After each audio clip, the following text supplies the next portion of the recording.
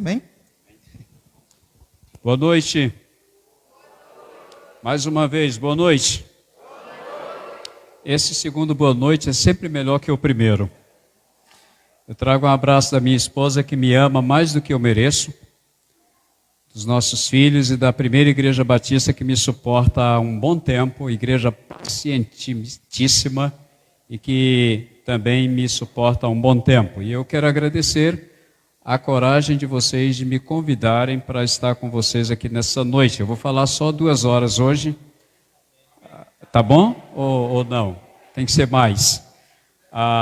Tranquilo, não vou me demorar, até porque eu costumo sentir sono meia-noite. Então, é geralmente antes disso que eu paro, tá bom? Queridos, quando fui convidado, eu fui convidado para pregar e, se possível, falar sobre ministério pastoral. Por quê? Porque vocês estão vivendo um processo de sucessão pastoral. Mas não vou fazer isso. Por quê? Porque cada domingo que vier um aqui falar sobre sucessão pastoral, eu acho que vai gerar parafuso na cabeça de vocês. Porque, querendo ou não, não temos 100% a mesma visão. Correto? Se em algum momento vocês quiserem que eu venha conversar sobre esse assunto e pregar, eu venho, especificamente, tranquilo. Mas aí, nesse dia que eu vier, aí o negócio é diferente, aí a lenha cai. Mas hoje eu quero falar sobre outra coisa com vocês. Eu quero conversar com vocês sobre o Salmo de número 13. Por favor. Salmo de número 13.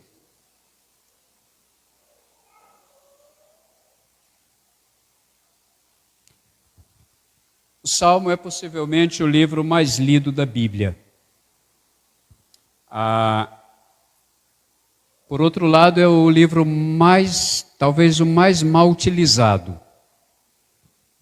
Porque as pessoas leem o livro de Salmos porque é um livro poético. Aliás, a Bíblia ela tem várias literaturas, entre elas tem a literatura poética. E o livro dos Salmos é um livro poético. Então é uma leitura bonita, é uma leitura agradável. Então é bom ler o livro dos Salmos. Há quem leia o livro dos Salmos, há quem use a Bíblia aberta no Salmo 90 e 91 para dar sorte. Isso é feitiçaria gospel. Conhece esse negócio? Então abre a Bíblia no Salmo 90 e 91, coloca lá na mesinha de centro da casa, ou aberta na estante para dar sorte. Tem alguns que pioram mais ainda, colocam debaixo do travesseiro para ter um bom sono. Eu acho que ele vai ter pesadelo. Não vai mudar nada. Porque Bíblia é para ser lida. Bíblia é para ser estudada. E Bíblia é para ser praticada. O resto é conversa fiada. Se eu pegar essa Bíblia aqui e fechar, desculpem, mas é um exemplo, e eu jogá-la no chão, você pode dizer, pastor, que absurdo. É um livro comum, ele fechado. Sabia disso? Aberto não. Aberto é a boca de Deus falando comigo. Quando eu leio. Mas se eu não ler, não muda nada também. É apenas um livro comum se eu só abrir e não ler. Então esse salmo, eu gostaria de gastar um tempinho com vocês, lendo e meditando nele. Tem algumas pessoas que estão me acompanhando lá da igreja, que vieram para me guardar, né? Estão aqui. Também pastor Wilson está comigo. Eu agradeço a companhia de vocês. Segurança, tá? Para me sentir seguro, gente que vem orar por mim, isso é muito bom. Esse salmo, se você puder manter sua Bíblia aberta, ou seu celular, se você acessá-lo, se você acessar a Bíblia nele, ele tem 4 perguntas no início. Perguntas que possivelmente eu e você jamais teríamos coragem de fazer. Olha só. Ele tem 4 até quandos. Olha só como é que começa o salmo. É Davi que escreveu esse salmo. Ele diz, até quando, Senhor? Aí ele vai de novo, até quando, Senhor? Aí outra vez ele, até quando, Senhor? É a 4ª vez, até quando, Senhor? Aí vamos ver quais são os até quando de Davi. Até quando, Senhor? Tu te esquecerás de mim para sempre? Isso aqui é uma oração. Agora você imagina alguém orando assim. Fecha todo mundo os olhos. Vamos orar. Alguém voluntariamente pode orar. Aí o irmão voluntário ou a irmã voluntária levanta e começa a orar. Obrigado, querida. E diz, até quando, Senhor? Te esquecerás de mim para sempre? Todo mundo já fica, para aí, quem é esse louco que está orando?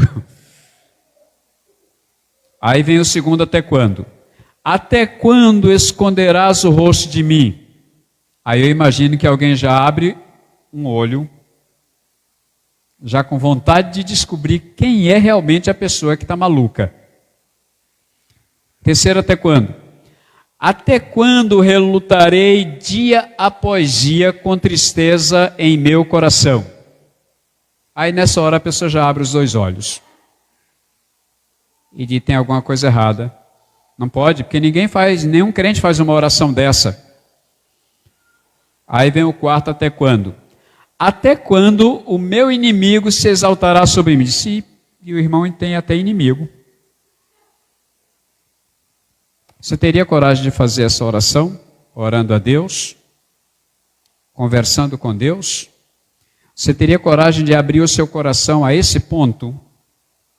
Você teria coragem de ser tão transparente com Deus, falando de algo que está guardado dentro de você, que são teus sentimentos particulares, pessoais, intrínseco da sua vida, que nem a esposa sabe, que marido não sabe, que filhos não sabem, jamais imagine, está guardado lá, e aí você vai orar agora e abre o teu coração radicalmente? Sabe que nós temos muito conflito com a oração? Porque a oração para muita gente é uma coisa mística. Tem que fechar os olhos, tem que ficar de joelho, tem que fazer isso, tem que fazer aquilo outro. É um misticismo em torno da oração. E o que a gente menos faz é orar. A gente faz muita coisa, menos orar. Sabia que oração é conflito? Imagina se a gente pensa na oração como um diálogo com Deus. Um canal de conversação com o Pai. Aí você imagina Adão e Eva orando. Eles não estavam conversando com Deus? Eles estavam orando. Foi fácil aquela oração deles? Não. Agora imagina, de lá para cá você pega uma carona e vai buscando os outros homens e mulheres da Bíblia orando. Busca nos Salmos muitas orações de Davi. Imagina Paulo, muitas das orações do apóstolo Paulo. Imagina Pedro orando depois de ter negado Jesus. Imagina Moisés nas suas muitas orações, momentos difíceis. E assim sucessivamente. Pensa, a gente tem acostumado a orar a oração da fome. Tanto é que no almoço em família ou com amigos, quem está com mais fome ora. Ou aquela oração mais longa, qual é? Aquela que você começa, isto é, quando vai dormir, você começa a orar e termina quando você acorda de manhã. Porque você começa a orar, dorme, aí acorda de manhã e foi a oração mais longa que você fez na vida. A gente chama isso de oração. Agora imagina a igreja orando mesmo, de verdade, que não é nada disso que eu estou falando. Orar. Quando você vai se colocar diante de Deus, num conflito de interesses. O que eu chamo de conflito de interesse? Quando você quer uma coisa que Deus não quer para você. Quando você pede uma coisa que Deus nunca vai te dar. Que a resposta dele é um não bem grande, com letras garrafais, negritadas ou coloridas. Quando você está reclamando porque Deus não te deu o que ele pediu, e aí você vai lá de novo reclamar dele. Aí imagina a igreja orando. As 7 cartas da igreja da Ásia, aquelas 7 cartas lá de Apocalipse, vocês conhecem bem, elas têm em todas elas uma coisa interessante, é repetido. É que a igreja ouça o que o Espírito diz à igreja. A igreja não escuta mais o que o Espírito diz a ela. A igreja faz o que ela quer. O que o Espírito está dizendo, que se lixe. Por isso que a igreja é o que ela é hoje. Sabe o que a igreja evangélica brasileira é hoje? Uma igreja doente. Eu não estou falando das outras denominações, não. Estou falando da igreja evangélica brasileira, incluindo a Igreja Batista, a qual eu faço parte desde pequeno. Mudou nada, né? Então, essa igreja evangélica brasileira não é a igreja que o mundo merece ter. É uma igreja muito ruim, uma igreja muito frágil, uma igreja muito mutável. É a igreja que hoje está bem, amanhã está mal. É a igreja que o foco dela não é o Cristo dela, não é o crucificado, é o Cristo de cada crente. É a igreja que eu sou membro dela enquanto eu gosto de você, eu não vou mais com a tua cara, eu mudo dela porque eu não vou mais com a tua cara, eu não gostei de você. Com essa máscara preta, se fosse preto e branco, tudo bem, eu gostaria, mas com essa máscara preta eu não vou com a tua cara. Aí eu saio dela. Essa é a igreja que nós somos hoje no Brasil. Falta de quê? De oração. Igreja que paga o preço de orar, mesmo que a oração seja um conflito. Eu vou à presença do Pai e dizer: Pai, eu estou chateado. Pai, eu estou triste. Pai, eu estou revoltado. Pai, eu não estou aceitando essa situação. E a ideia de não aceitar não é porque Deus tem a obrigação de me dar, não. É porque é o que eu estou sentindo. Eu vou dizer para Ele: Pai, está doendo. Mas hoje nem dizer que está doendo o crente não pode, porque é sinal de fraqueza. O crente que disser que está sentindo dor, ele é pecador mais do que os outros. Ele está vivendo de forma fraca. Ele não é um crente real. Eu não posso nem dizer que está doendo. O pastor conversando comigo, até o final do ano passado, eu atendia 9 pastores com depressão. E um deles disse: a minha igreja não sabe que eu estou assim. E ela não pode saber.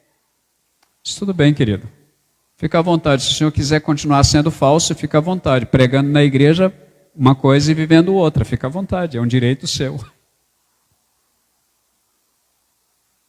Eu não posso dizer que eu estou triste, que eu estou chateado, que está doendo. Quando eu vou à presença de Deus, eu vou dizer para Ele aquilo que Ele já sabe. Por isso eu não devo orar repetindo o Pai Nosso como um mantra, porque pode não ser a minha necessidade.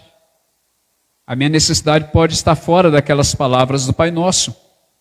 Então eu vou dizer o quê? A minha necessidade, os meus sentimentos. Aí eu voltando ao texto que eu não li por pretexto, Davi está nos seus até quando? Isso é crise. É um crente em crise. É uma igreja em crise. Ele diz: até quando, Senhor? Tu te esquecerás de mim para sempre? Ele está sentindo como? Como se Deus tivesse esquecido dele. Deus se esquece de alguém? Não, mas esse era o sentimento dele. Depois ele diz: até quando esconderás o rosto de mim? Como se Deus estivesse de costas para ele, olhando para o outro lado e nem sequer quer olhar para ele. Não está olhando para o meu sofrimento, não está olhando para a minha luta, não está olhando para a minha dor, não está olhando para a minha tristeza. Até quando relutarei de aposia com tristeza em meu coração? Davi estava como? Triste. Ele estava triste por quê? Porque aconteceu um probleminha na sua vida? Não. Davi não estava vivendo uma tristeza pontual. Ele estava vivendo uma tristeza que ele relata no texto que era uma tristeza. Olha só: até quando relutarei de aposia com tristeza em meu coração? Relutarei dia após dia. Isso é, meio-dia, Davi estava triste. 3 horas da tarde, Davi estava triste. Ele ia deitar 10 horas da noite, ele estava triste. Ele acordasse de madrugada, ele estava triste. Era dia após dia com tristeza no seu coração. Você já teve tristeza assim? Talvez a minha e a sua tristeza não chegue nem perto disso. A tristeza dele era tamanha que ele fazia todos esses questionamentos, que ele estava sofrendo. Era uma igreja sofrendo. Mas deixa eu abrir um parênteses aqui. Quando fala de igreja sofrendo é outro problema.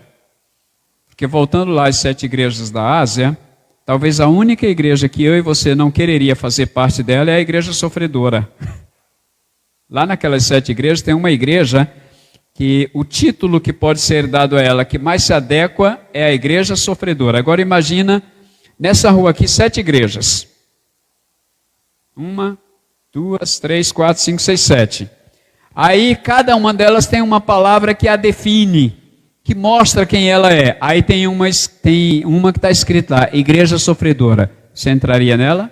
Você quereria ser membro dela? Mas essa foi a única, aliás, 2, que não teve nenhuma reprovação do Senhor. E uma dessas 2 foi essa igreja sofredora lá.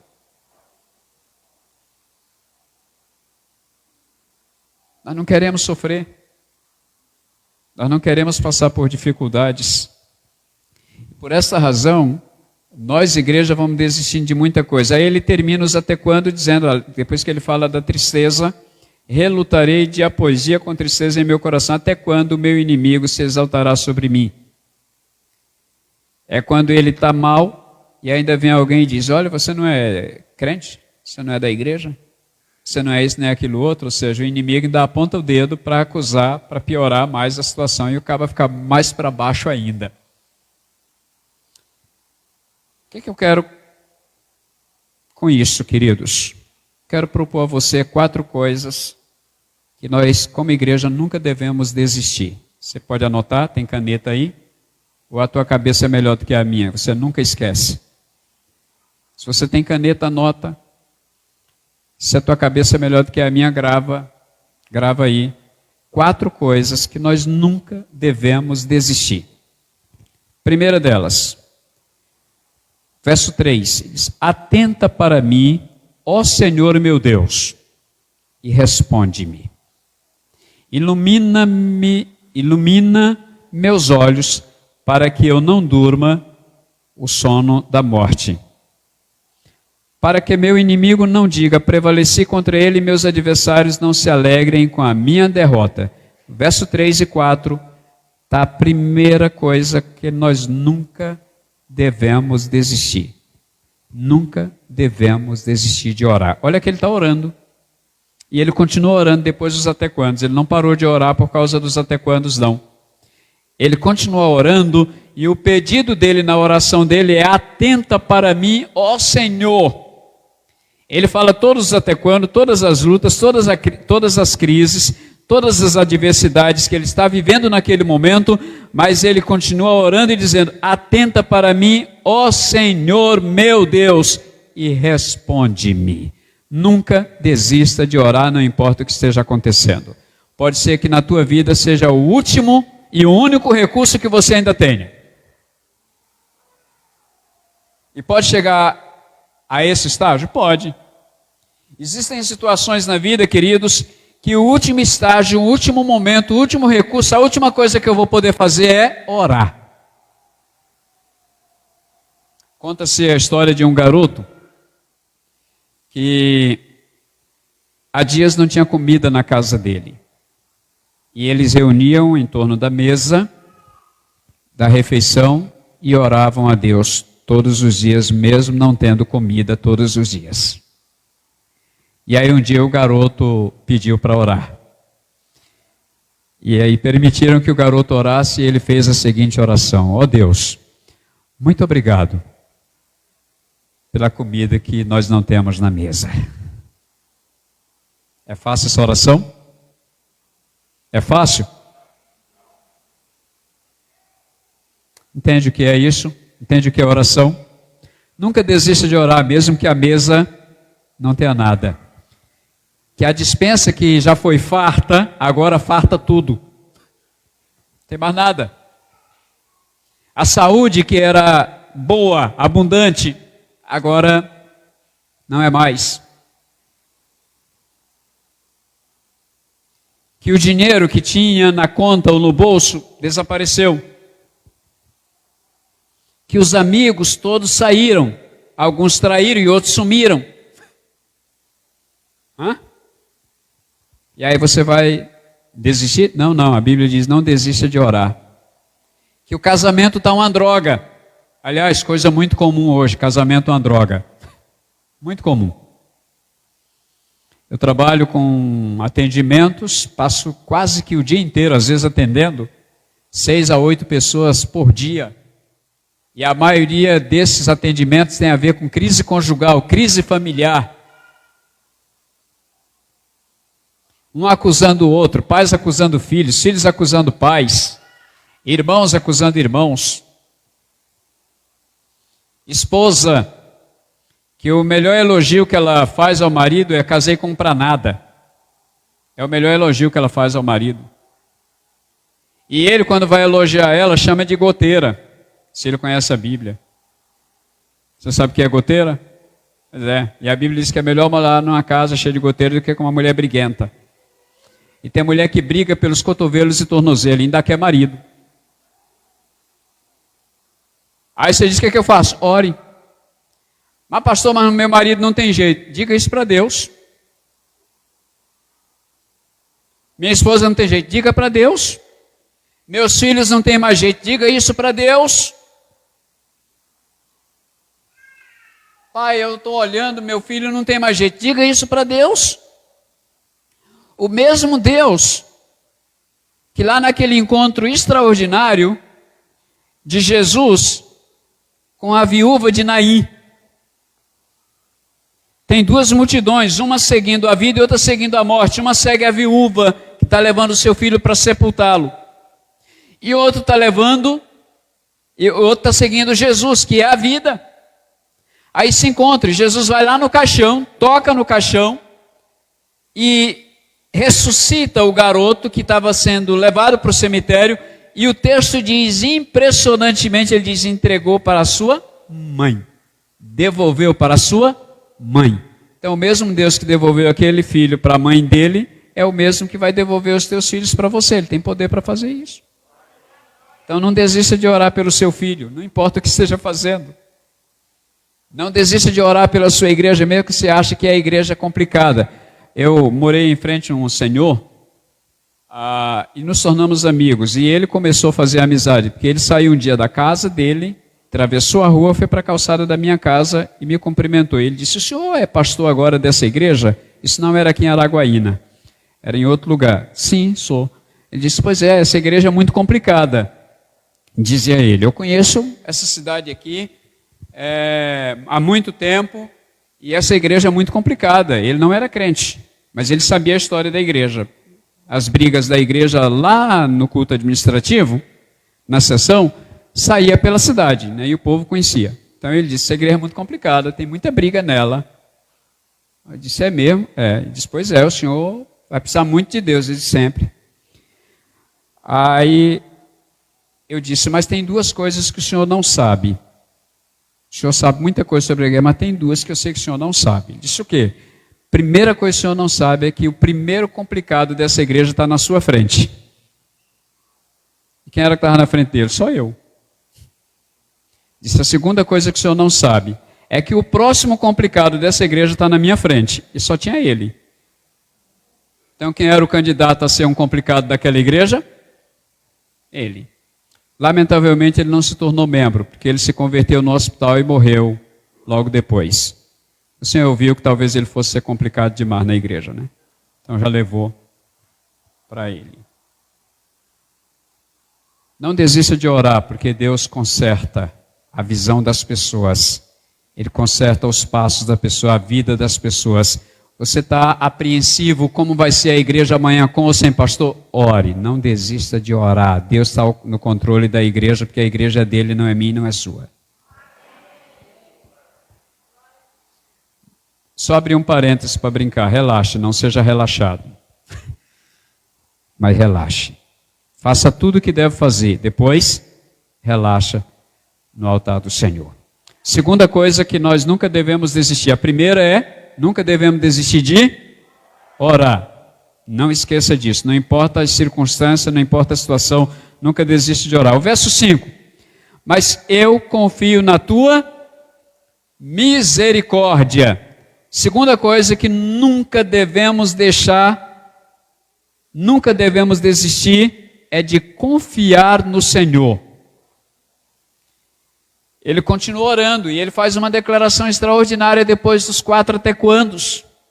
Tem o primeiro, segundo, terceiro, quarto até quando, mas depois ele ora e ele diz, mas eu confio na tua misericórdia. Nunca desista de confiar no Senhor. A Bíblia diz, uns confiam em carro, outros em... Mas nós confiamos no Senhor nosso Deus. Confie no Senhor. Aí diz, pastor, mas eu confio. Será? Nós achamos que é tão simples confiar em Deus. Eu acho que é tão difícil confiar em Deus. Eu acho que é tão difícil confiar verdadeiramente em Deus. É tão fácil dizer que confia, mas é tão difícil confiar. Imagina que, eu tenho dado esse exemplo para tentar facilitar o entendimento nosso. Você tem uma pessoa que você ama muito e ela está muito doente. E você vai ao hospital visitá-la. Quando chega lá, você encontra o médico. E o médico está muito animado. E ele então diz para você, olha, teu parente, o teu amigo está muito bem. Ele melhorou tanto que pode até ser que amanhã ele receba alta.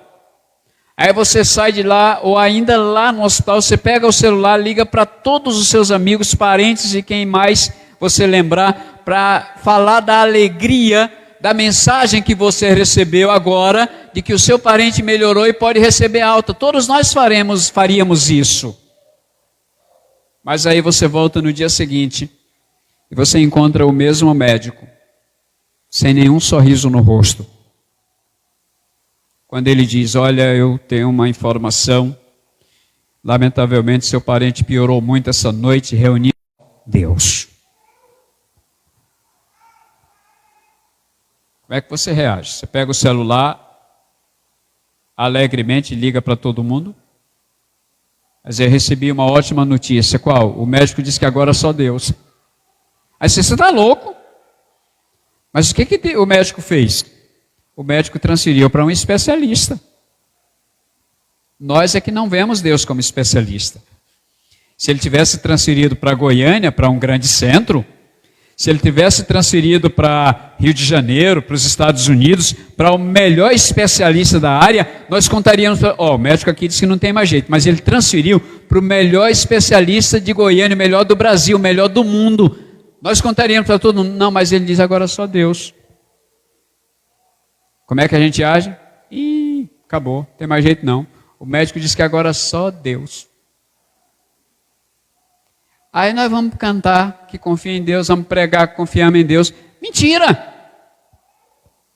Na hora que precisa confiar, a gente não confia. A gente confia quando está tudo bem.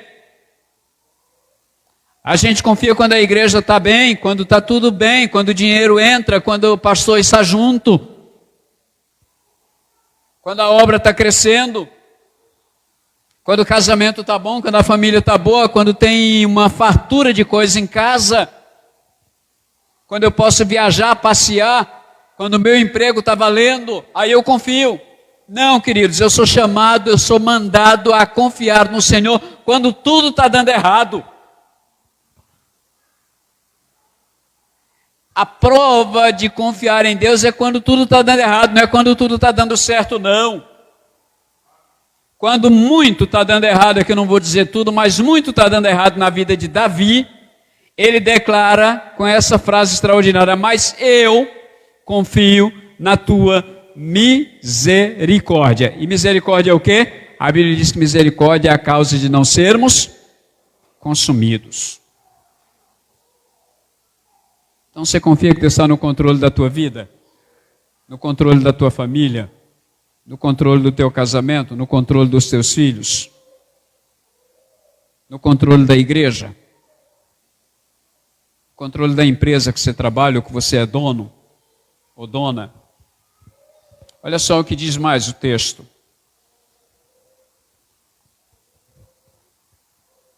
Ele diz, mas eu confio na tua misericórdia. Então, segunda coisa, primeiro, não devemos desistir de orar, segundo, não devemos desistir de confiar. Ele disse, meu coração se alegra na tua salvação. Ouvindo ou lendo os até quando de Davi, tinha algum motivo para se alegrar? Ouvindo os até quandos? Não. 4 até quando, cada um pior do que o outro? Não tinha nenhum motivo para se alegrar. Mas quando ele escreve lá no verso 5, mas eu confio na tua misericórdia, o meu coração se alegra na tua salvação. Eu posso não ter nenhum motivo humano para me alegrar, mas eu tenho um motivo especial que eu nunca desisto dele. E a terceira coisa que eu proponho é você nunca desistir. Nunca desista de se alegrar pela tua salvação. Você pode perder tudo. A própria vida até. Pode até a Covid te levar. Quando eu chegar no céu, eu quero encontrar todos vocês lá, amém? Significa que você vai primeiro do que eu, porque eu não tenho pressa para ir. Então, se quando eu chegar vocês já estão lá, então vocês vão primeiro do que eu. Tranquilo, não tem nenhum problema para mim. Quebrou o gelo? Vai lá. Então pensa, eu sou salvo por Jesus, porque a salvação é pela graça sois? Somos salvos? Somos salvos? Então se alegrem nessa salvação. Tá tudo dando errado? Tá, mas eu tenho um motivo para me alegrar. Se eu não tiver nenhum outro, eu tenho um especial. Qual é? A minha salvação em Cristo Jesus. Eu preciso de algo mais? Paulo está orando. E ele ora uma vez, Senhor, afasta de mim. Senhor, afasta de mim. Senhor, afasta de mim. E o Senhor diz o que para Paulo? Paulo, a minha graça te basta. Quieta aí, cara. Para você não se achar, eu colocar um espinho na tua carne, só para você sentir o negócio, para você não se achar melhor, para você não se achar o máximo. Então, um espinhozinho para te incomodar, mas a minha graça te basta, porque o meu poder se aperfeiçoa na tua fraqueza. Quando eu sou fraco, é que eu sou? Como é que é isso? Quando eu não posso nada, aí é que eu descanso no Senhor. Eu estava um dia na igreja, chegou uma senhora com uma criança nos braços. E essa criança estava muito doente. E ela disse, tem alguns dias que eu levo essa menina no hospital, criancinha mesmo. E os médicos não descobrem o que é, ela está piorando, pastor, e eu vim aqui para o senhor orar por ela. E eu já fiz de tudo que eu podia. De tudo geralmente é muita coisa, né? A gente nunca faz de tudo, mas ela disse que já tinha feito de tudo. Aí eu falei, glória a Deus. E eu falei glória a Deus quando ela dizia, eu não sei mais o que fazer. Como é que eu digo que não sei mais o que fazer? O Senhor diz glória a Deus. Pois é, porque quando a gente sabe, a gente atrapalha Deus. Geralmente, quando eu acho que eu sei, eu nem pergunto a Deus, porque eu já sei, e eu faço. E termino atrapalhando Deus agir. Termino não deixando Deus fazer os milagres que Ele quer fazer. E aí eu orei com aquela senhora e eu orei agradecendo a Deus pela vida daquela menina. Eu não pedi cura para ela. Senhor, eu te agradeço por esta menina. Eu te agradeço pelos médicos que já consultaram ela. Eu te agradeço pelos remédios que ela está tomando. Eu te agradeço pelo teu cuidado. Querendo o Senhor, cura essa menina. Querendo o Senhor. Ela foi embora. 2 dias depois ela me liga e diz, pastor, eu não sei o que aconteceu. Como assim? A minha filha não tem mais nada. Deus cura? Estou perguntando para vocês, Deus cura? É Ele quem cura, não somos nós.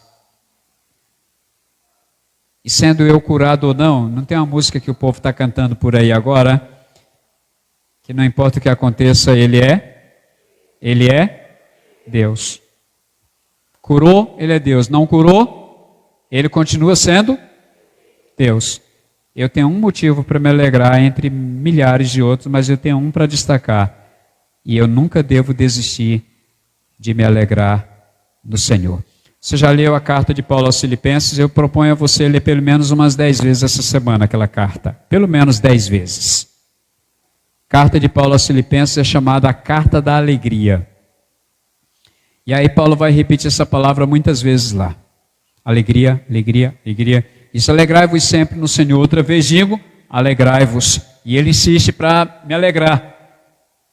Ah, vou me alegrar quando tudo está bom. Eu vou me alegrar e pronto. Tudo está bom, tudo está ruim, não importa. Eu tenho motivos para me alegrar no Senhor. E o principal deles, a minha salvação. Nunca desista de se alegrar pela sua salvação. E vou terminar. Quarta coisa que não devemos desistir. Vamos recapitular. Primeira coisa que nunca devemos desistir. Segunda, confiar. Terceira, alegrar. E quarta, ele diz, cantarei ao Senhor, porque Ele me tem feito muito bem. Quarta coisa que nunca devemos desistir, de louvar ao Senhor. Louve sempre. Louvarei ao Senhor continuamente. Louvarei ao Senhor. O que é louvar? É falar bem de Deus. A palavra louvar tem a ver com elogiar. A palavra louvar tem a ver com elogio. Quantas vezes você já foi à presença de Deus para orar só louvando?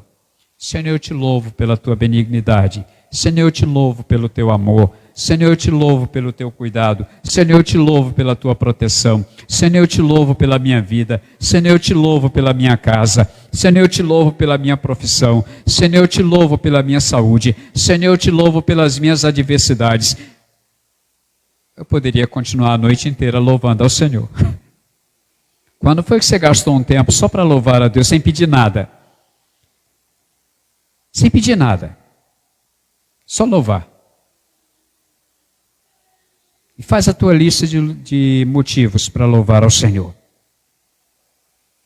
Às vezes quando você pede, irmãos, alguém vai orar aqui, uma oração de gratidão. Ele fala duas palavras, já mete um pedido no meio. Nós somos pidão demais. E somos demorados para agradecer. Somos demorados para louvar o Senhor. Para falar daquilo que Ele é para nós. Para falar daquilo que Ele tem feito na minha vida. Nós estamos desesperados orando para Deus tirar a pandemia do nosso meio. Para quê? Para que tirar?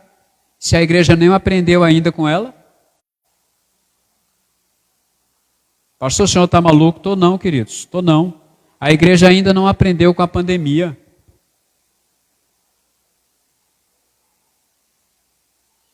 A igreja ainda não entendeu o que é e está acontecendo no mundo. A igreja ainda não entendeu que o que Deus tem nesse mundo para equilibrar o mundo é a igreja. A igreja ainda não entendeu quem é ela. Imagina essa noite passar e o dia nascer amanhã sem a presença da igreja. Você pode imaginar o que aconteceria? A igreja não está mais na terra. Você imagina o que seria desse mundo sem a igreja? Já parou para pensar nisso? O que seria desse mundo sem a presença da igreja? Você sabe o que ele seria? Um caos. Mas não, a gente valoriza mais o Armazém Paraíba do que a igreja. A gente valoriza mais as escolas do que a igreja. A gente valoriza mais o Senado, o Congresso Nacional do que a igreja. A gente valoriza mais a prefeitura do que a igreja. A gente valoriza mais as megas empresas do que a igreja. A maior e melhor instituição que existe no mundo é a igreja. Você não se deu conta disso ainda? A melhor e maior instituição que existe no mundo é a igreja. Olha só o que eu encontro na Bíblia sobre a igreja. A Bíblia diz, vós sois a luz do mundo. Você já leu isso na Bíblia? Você encontra essa frase sobre qualquer empresa? Dizendo para a empresa, dizendo para a ONU, a Organização das Nações Unidas, vocês são a luz do mundo. Diz isso na Bíblia? Não. Você encontra na Bíblia dizendo que o hospital é a luz do mundo? Você encontra na Bíblia dizendo que as escolas, que as faculdades são a luz do mundo? Você encontra em algum lugar dizendo que os políticos são a luz do mundo? Você encontra em algum lugar dizendo que qualquer outra instituição é a luz do mundo? Não, você só encontra dizendo isso sobre a igreja. Vós sois a luz do mundo. Tirou a igreja, o mundo vira o quê? Trevas. A única instituição que recebeu a responsabilidade de dar luz neste mundo é a igreja. Ah, pastor, e quem é a igreja? Ah, cara pálida, se você não sabe quem é, não sou eu que vou te dizer.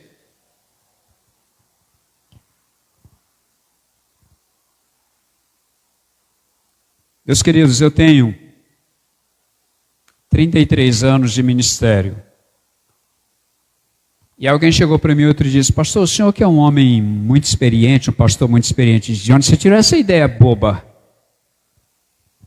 Ah, porque mais de 30 anos de ministério. Não, eu não sou experiente, eu tenho vivido experiências ao longo da minha vida, isso não me faz experiente. Ninguém pode receber esse título de que é experiente. Eu tenho tido experiências na minha vida, mas eu sou uma pessoa que parece que estou começando todo dia, e todo dia tem coisa que eu não sei o que e nem como fazer. E uma das crises que eu tenho, eu estou dizendo para a primeira igreja, os irmãos que estão aqui, que estavam lá agora, eu estava falando para a igreja o quê? Nós precisamos discipular, a igreja esqueceu disso. A igreja não discipula, ela paga pastor para discipular no lugar dela. E tem pastor que aceita isso. Ser pago para fazer o trabalho da igreja.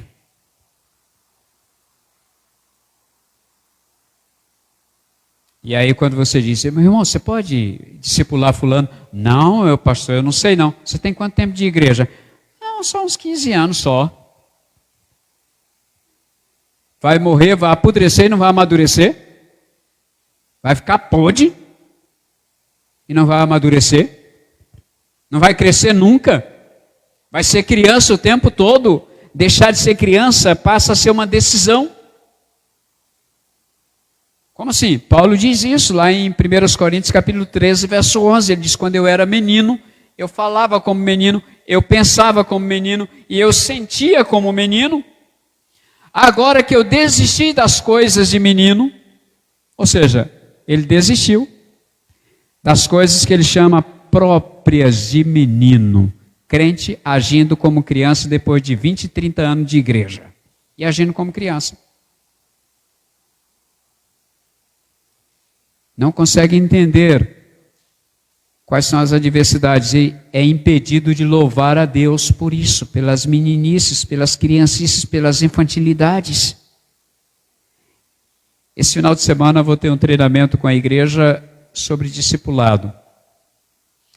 E a minha proposta para a igreja é que cada crente discipule. Aliás, a minha proposta não, a proposta de Deus. A ordem que Jesus deixou foi fazer discípulos. O resto é acessório. O resto é conversa. Vamos concluir então, para que vocês não se cansem demais de mim. Tem 4 até quandos, 4 questionamentos sérios de Davi. Mas depois dos até quandos ele decide não desistir de orar, não desistir de confiar, não desistir de se alegrar e não desistir de louvar ao Senhor. Amém, queridos? Quero convidar você a fechar os seus olhos e falar com o Senhor agora.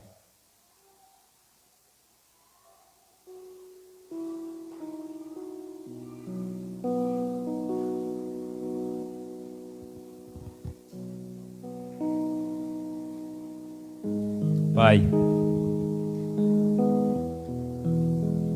nós somos a tua igreja, que humanamente passa por crises, por dificuldades, porque somos humanos. Passamos por adversidades porque somos humanos.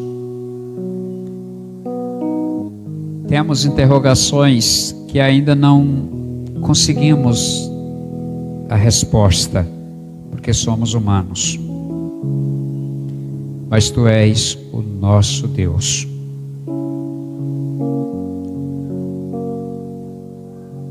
E eu quero continuar, Pai, podendo falar contigo.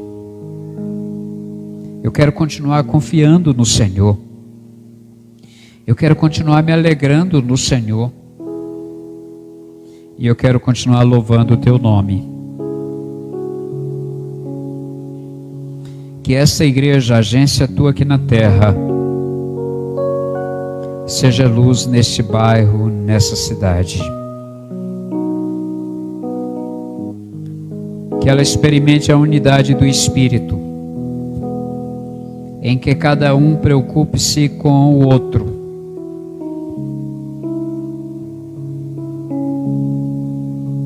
Em que cada um decida levar as cargas uns dos outros.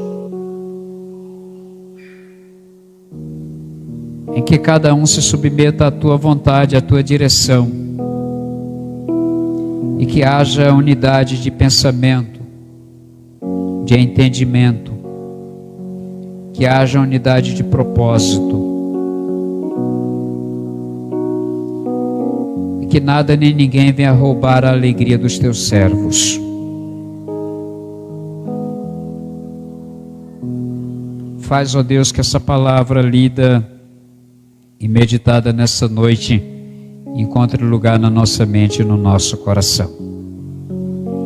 E que tu, ó Deus, faças aquilo que nós não sabemos e aquilo que nós não podemos fazer. Em nome de Jesus. Amém, Senhor. Queridos, muito obrigado. Como disse no início, se eu puder ser útil em algum momento, eu estou à disposição para que os irmãos precisarem dentro das minhas inúmeras e imensas limitações. Deus os abençoe. Obrigado, queridos.